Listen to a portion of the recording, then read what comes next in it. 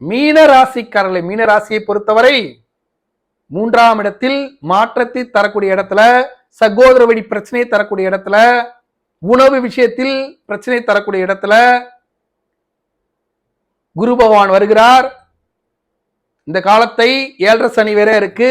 7.5 சனியில சனீஸ்வர பகவான் வக்ரம் ஆகிறார். இந்த குரு பயிற்சியில முக்கியமாக கவனிக்கப்பட வேண்டிய விஷயம் என்னன்னா, வக்ர காலம் சனீஸ்வர பகவான் உள்ள வைக்கிறார். அப்ப குரு கொடுக்கக்கூடிய தொல்லைகளிலிருந்து விடுபட்டு சனீஸ்வர பகவான் வக்ர காலத்துல பல்வேறு லாபங்களை வாரி வழங்கிடுவார் மீன ராசிக்கு என்பதை புரிந்து கொள்ளணும். 19/6 4/11 வரை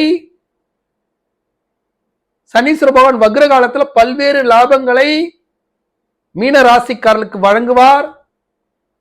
அதே போல குரு வக்ரகாலம் என்று சொல்லக்கூடிய 15/10/2024 11/2/2025 வரை குரு வக்ரகாலம் யோகம், சனி வக்ரகாலம் யோகம், இந்த 2 யோகத்தையும் பெற்று 95% யோகத்தை அனுபவிக்க போறீங்க.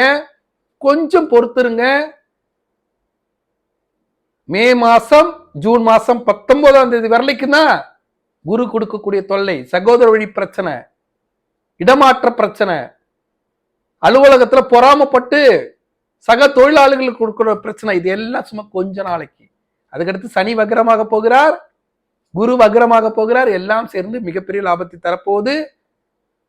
வக்ரகால யோகத்தில் 95% மீன ராசிக்காரர்கள் யோகத்தை பெற போறீங்க என்பதே நிதர்சனமான உண்மை.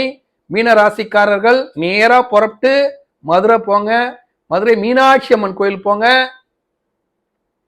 அங்க மீனாட்சி அம்மனுக்கு ஒரு கிளி பச்சையில பட்டுப்போட வாங்கி சாத்திட்டு மீனாட்சி அம்மனையும் சொக்கநாதனையும் வழிபட்டு அங்க இருக்கக்கூடிய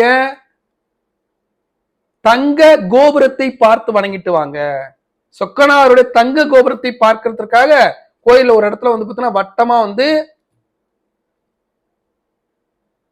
பித்தளையில பதிச்சு போட்டிருப்பாங்க. அந்த இடத்துல நின்று தங்க கோபுரத்தை பார்த்துவாங்க. தங்கம் என்பது குரு.